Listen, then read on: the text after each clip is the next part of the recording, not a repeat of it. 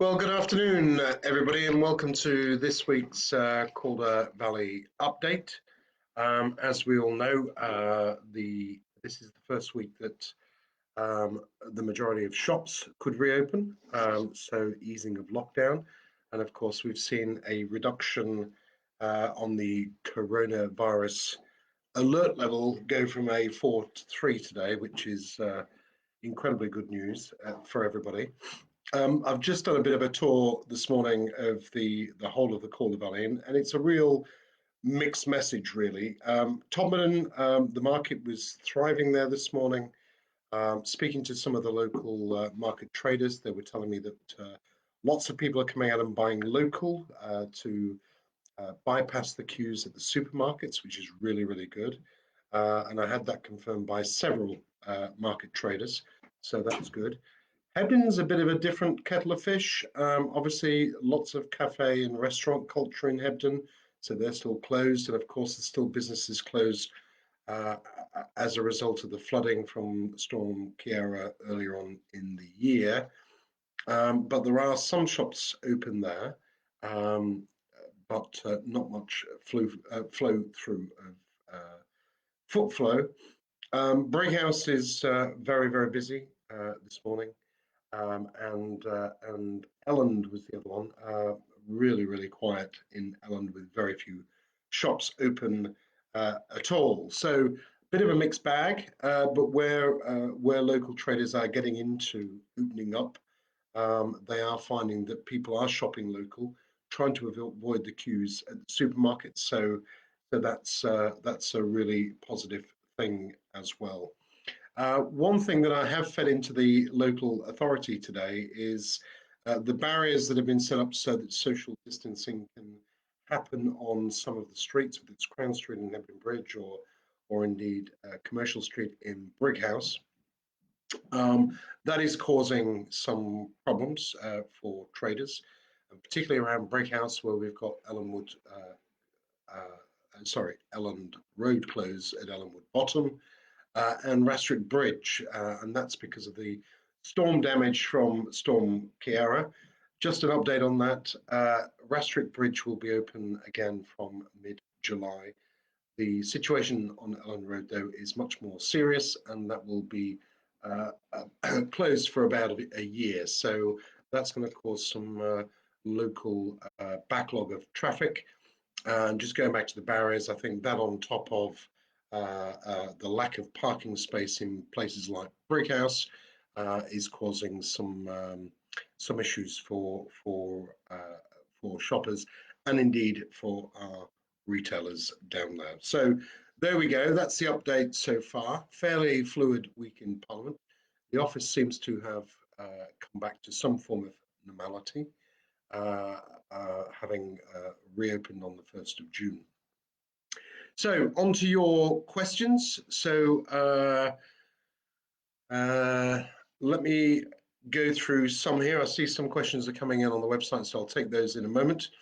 But Samantha asks, do you think that personal care, for example, hairdressers and nail salons, will reopen on the 4th of July if the R rate remains below 1? Well, there's two parts to this, Samantha.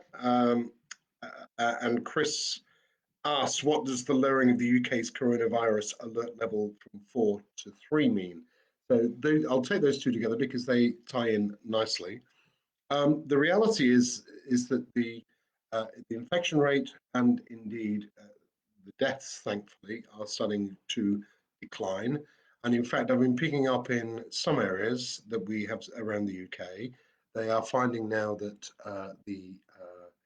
the comparison to previous years, our deaths are actually now below even previous years.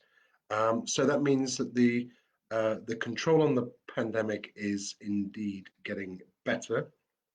And it means that we can consider at the next date, which is the 4th of July, some more easing of lockdown measures. And I dare say one of the things, Samantha, that will be considered. Now, I can't give you a definitive answer because we're still a couple of weeks away from that date, and of course anything can happen. But if the R rate remains below 1, and of course, as we know from today, the alert level has gone from 4 to 3, it means that those making the decisions will have a little bit more leeway up their sleeves. So we'll still have to wait until July 4th for the next announcements, but that would seem to be the common sense next step. To what extent that's done, I don't know. I can't tell you that. I'm not privy to those decisions. But providing the R rate continues to fall and is below 1, and our infection rate continues to drop, then there's no reasons why that won't be considered on July 4th. But watch this space because I genuinely don't know. Guy asks, what has been done to ensure the direct line Grand Central train service to London is not lost completely? Really good point, Guy, because as we know, that ironically, that was the very first thing I did as an MP over 10 years ago, was, and there's a photo somewhere of me waving that first train off from Brighouse railway station. I should say when it arrived at Brighouse, I waved the flag, and that's 10 years ago. That was the first direct train to London in 40 years, so it's vitally important that we don't lose that service. And because of the way it is run, it's what they call an open access rail operator. They don't qualify for any government help or subsidies during this pandemic. So we have to be very, very careful that we're in a situation that we don't lose this uh, service completely. I'm not saying, Guy, and I haven't heard at all, so let's not cause the hairs to run, that we are going to lose this service. It will be back in the summer, but because of the way it is it's not subsidized like other rail operators. They obviously have to make a profit to make it run. So judging by the empty trains going backwards and forwards on LNER currently, I should imagine Grand Central wouldn't be able to make a profit. So they won't be running until mid August is the last I've heard. So, but you can be rest assured that I will be one of the people keeping a very close eye on that one. Okay, question from Paula. Paula asks, how does the new test and trace system help fight the virus? Good question, Paula. I think this is one we covered briefly last week. But basically, the test and trace uh, system works in a nutshell like this. So I become poorly, I get tested. If it, uh, it works out that I've actually tested positive. I am then contacted by Public Health England, who will ask me who I've been in contact with over the last 7 days. Obviously, Elaine, because I live in the same house as Elaine, would be on that list. And probably because although we're social distancing here in the office, the people in the office would be on that list too. So the trace system then rings those people, or contacts them, texts them, emails them, and says that you have been in contact with somebody who has tested positive for COVID-19, and they will be asked to self-isolate.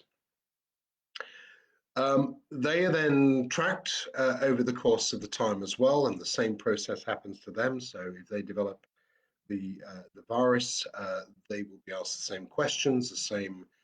So the circle of people who've been in contact with people who've got COVID gets wider and wider and wider. Now, the benefit of being able to do that, particularly for us locally, and you've probably seen how this has happened 2 or 3 times already nationally. More recently, yesterday in Huddersfield, they were able to identify very quickly that they had an issue with a factory over there. So are taking localized issues to either shut it down or manage that process much more closely.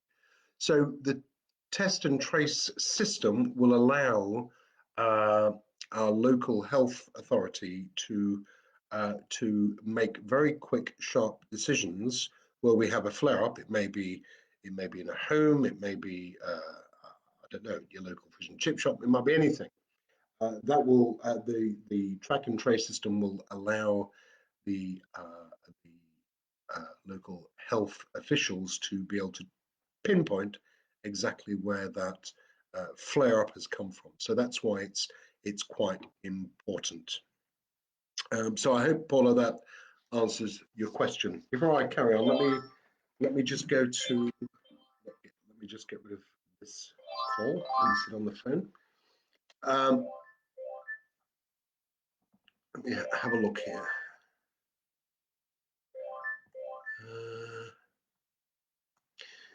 Sarah asks, hi Craig, will key workers be getting a bonus for their amazing hard work after all this?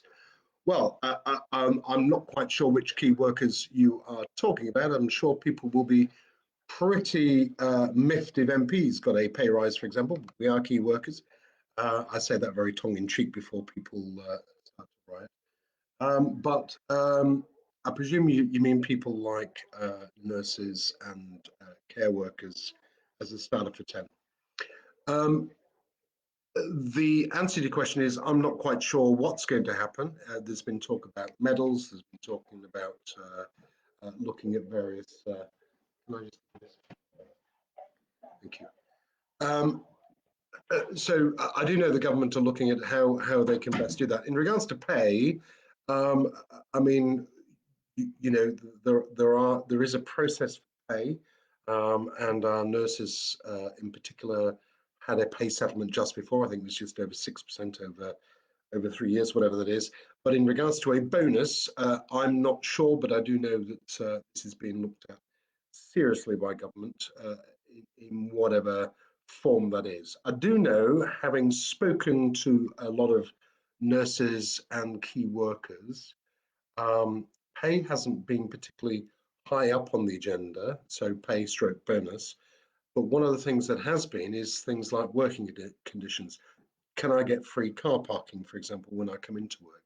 And particularly at our hospitals, as we know, we currently have charges for them to park whilst they go to work. So I dare say with some consultation, whatever is right and apt to do for those frontline key workers, that will be looked at. So, and is being looked at. So that's all I can tell you at this particular moment in time. Diane Park, this is a local issue. Instead of barriers, why not have a one-way system on either side of the payments as they're doing in Kirklees and works well? Good point. If anybody from Calderdale is listening, I hope you take note of Diane's comments, and I'll make sure they get fed in to Calderdale as well, Diane.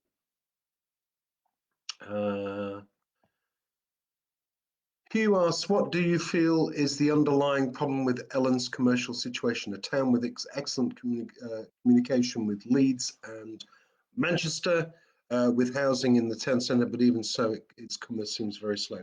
What do I think? I think a lot of things about Ellen, Hugh. One of the things that we have managed to secure for Ellen is a pot of money from the Future High Street Fund. The council are investing quite a bit of money around the town centre of Ellen. So you've got the £2 million bringing all the services into the library building. That's happening as we speak. We've got the new railway station that will reopen as well. And of course, the flyover that brings people into the town centre. Unfortunately, unless we do something with the town centre as well, then people are going to go and think, well, why did I come up here? The reality is we've got up to £20 million from the Future High Street Fund to see what we can do to regenerate Ellen Town Centre.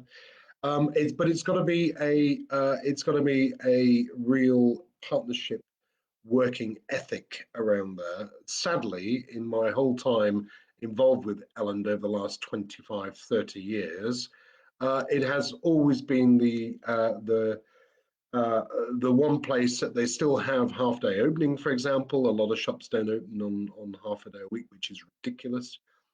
When I do my surgeries down there on a Saturday, unless I go to Morrison's, I can't get a sandwich.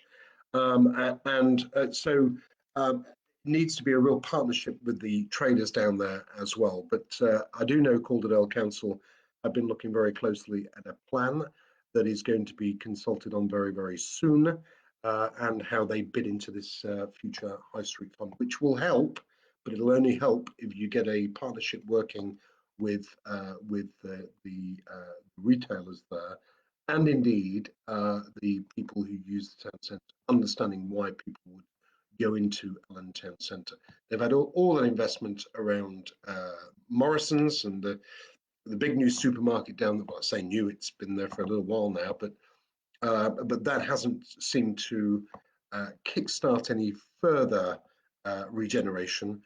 So it's now down to this money we've got from government to try and kickstart the regeneration of Elland. And it's more important now, not only with the lockdown and coronavirus and shops being shut, but it's more important now is because the high street generally, right across the country, are are really reeling from the pressure of online shopping. We know about the banks, and people complain to me all the time, oh, the banks are closed, there's no reason to go in. When the reality is most people do banking online anyway. So for the odd occasion that you do go into a bank, you can do that transaction at the post office. And that's why we're starting to see a lot of our high street banks going. So we've got to think out of the box, not your traditional high street, much more nighttime economy, cafe culture. If you have a look what's happened in West Vale, which is absolutely phenomenal down there with all the restaurants, it's a real buzz atmosphere and things. We've got to try and bring some of that into some of the high streets as well. But you're absolutely right. People do live in the town centre in Elland, and it's a great opportunity to have a real think out of the box about how we can really regenerate and revitalise places like Elland when clearly that's not the point. Not the case at present. And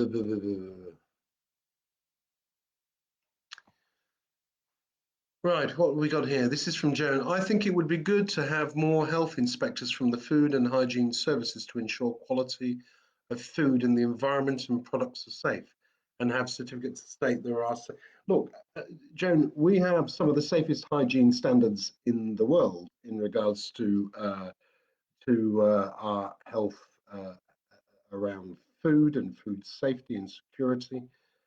We also have some of the cheapest food in the world as well, believe it or not, but we do. And let's not overkill the situation. We have an excellent system. If you go into a restaurant, most all food establishments have to display what star rating they've been given from our local environmental health inspectors who go around and inspect.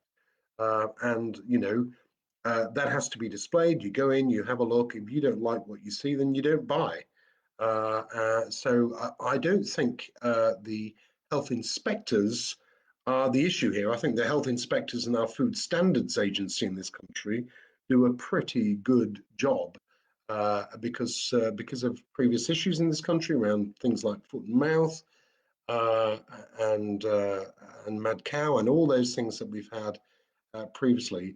We really do have a standard in this country that is far and way above what you see in most other countries around the world. So um, I think we need to have a look at actually what we do and praise what we do rather than say that we need more people to inspect. I don't think that's the case at all.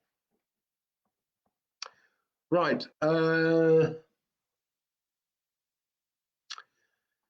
Jones come back on the one about the frontline workers, about badge of honour. You know, like I say, that's being looked at. Okay, Richard, get your point. Let's see, there's somebody on here. Jane Tack. Jane says there are also rumours that the recycling centre tip will not reopen at all post-COVID. I don't think that's the case. I think, as we've seen our recycling centres slowly reopen. We had Brighouse and Halifax were the first, followed by Todmorden. I haven't heard that, Jane, at all, but I'll keep my ear to the ground to see whether that is the case in Elland. Okay, that's all we've got on the live comments so far. Let me just go back to a couple of other questions that we've got from here. Charlotte asks, how can the government ensure that both students and staff are kept safe whilst ensuring that all students in all year groups can return to the school in September and receive the education they need? Well, really good question, Charlotte. The only problem is, of course, it's not the government that needs to ensure that both students and staff are safe in schools. It is the head teacher and the governing body that need to do. Yes, there is some guidance from government about how to do that, and I dare say there will be more coming out as time progresses towards September. But it is down to the individual heads. I can tell you from having had a discussion this morning with the Chief Executive of Calderdale and the Director of Children's Services on Calderdale that all our schools, 98 of our schools in Calderdale are open. We only have 2 that can't take any more children other than the key workers children because of the nature of the buildings. So the old Victorian schools that we sometimes have on the hilltops make it very, very difficult to have class sizes of 15 and social distance and teach with that is safe, not just for the students, but for the teachers as well. So all in all, despite Calderdale advising schools not to reopen, saying that the government hadn't hit their 5 tests when they actually had, they've now done a U-turn on that and decided that all schools should open from the 15th for those year groups that the government are advising. And I dare say it's going to take a fundamental shift in, going back to the initial question about our reduction, social distancing, whether it comes from 2 meters down to 1. There's a whole variety of things that could happen in the next few weeks that will have a fundamental change on how things are done in schools safely. But I dare say, well, I do know that teachers, head teachers, management around schools are working incredibly hard to make sure that not only are they trying to get those year groups back, but they're working hard to make sure they can do for all year groups in September. And on top of that, they have today, they being the government, have announced an extra £1 billion to help with those children that have been out of school for so long, to give them whatever they need, tuition, to bring them up to speed over the course. As we know, we've got 3 weeks left before the summer holidays, but I do know, like I say, head teachers and the management around those schools are working incredibly hard to make sure that things are going to be running as smoothly as they can when all the pupils come back into school.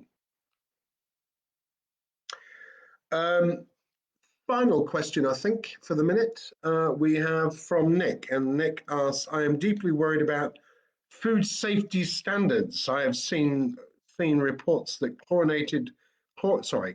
chlorine washed chicken, beef treated with growth hormones and other products which contravene our current high standards of food quality, animal welfare and environmental protections are likely to be allowed for sale in the UK. Absolute garbage.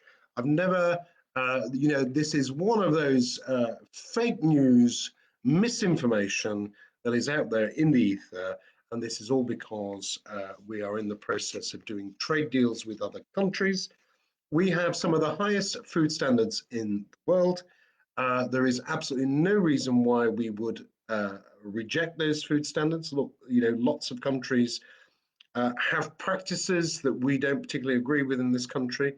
We have trade deals with these countries, but it doesn't mean to say that we import the things that we don't want in this country. And the reason that we have the reason that we don't have those things is because we have a high, very high food standard in this country that nobody has any intention of ditching for chlorine washed chicken, beef treated with hormones, or anything else that contravenes our current very high world beating standards in our food standards. Okay, Louise, can the schools not have the support of prefab buildings to help with social distancing rules? These could be placed in playgrounds. I remember years ago, my high school had to do this until the new school was completed. Louise, and funny enough, I've been looking at this and taking some advice on this morning. The answer to the question is no for the minute.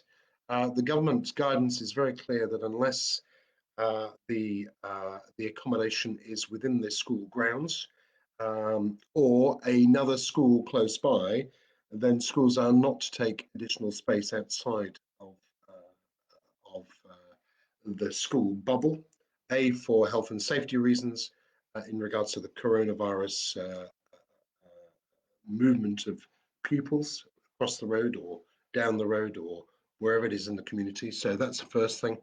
And the second one, of course, is insurance issues.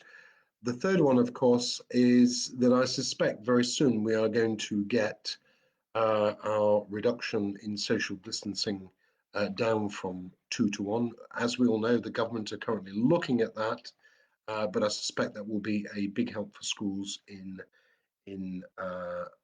September. So, first of all, the government won't allow it because those bubbles within schools need to stay within schools because of the health and safety or the spread of the coronavirus. And secondly, there's an issue apparently around insurance as well. So I hope that answers your question, Louise. The final thing I would say on schools and children, it is currently the government haven't enforced that is mandatory to send children to school. They are still very much allowing people around their own personal family circumstances. So, for example, if you've got somebody in the family that is shielding and you think it would be incredibly uh, uh, risky, is probably the right word, to send your child to school to those within the household, then there's no mandatory requirement for you to send your children to school. But I suspect at some point, getting close to September, that will change.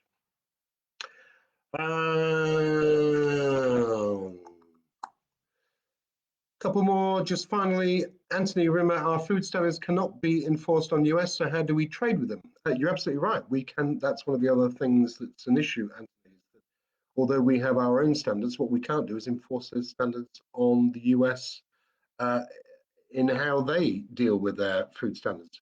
But what we can do is say to people is, look, this is the British standards, and chlorinated chicken, for example, is not allowed under our current standards, so you cannot send it. So that's how we trade with them.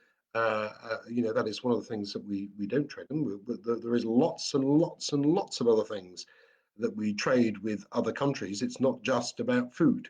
And there will be elements of food within there that you can still trade on, but it doesn't have to be those things that your food standards don't allow. So it works the other way as well, and that's why I say, Anthony, is that it is nonsense to expect we will lower our food standards to take chlorinated chicken from the United States, which is what this nonsense is all about.